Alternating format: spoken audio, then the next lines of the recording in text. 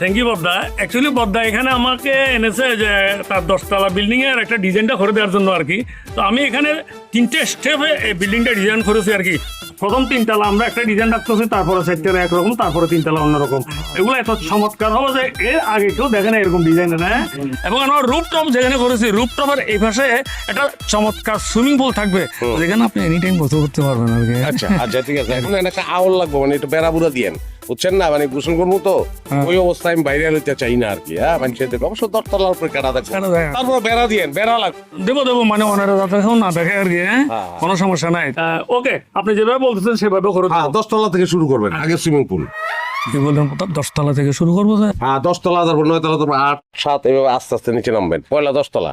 এলে কথা তো কোনোদিন নতুন এটা শুনবেন কি লিগে? অন্য মানুষ কবে করে? এটা কবি তো সেলিব্রিটি জ্যাকি।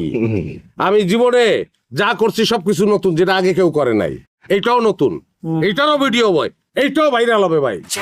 ঠিক আছে বদ্দা, আপনি যখন বলতেছেন অসুবিধা নেই, সেটা আমি করতে পারবো। যে আমি করবো কি, এই যে সাইড দিকে যে 4টা ফিলার আছে না, এগুলোকে এমন ভাবে স্ট্রং করবো, 4টা ভালো করে ঢালাই দিয়ে, তাহলে 7টা থেকে শুরু করবো আর কি। হ্যাঁ, 10 তলা থেকে শুরু করুন। একদম 10 তলা থেকে শুরু হবে যে। আচ্ছা, এখন রাখি, মাল চলে আসছে, রাখি। হ্যাঁ।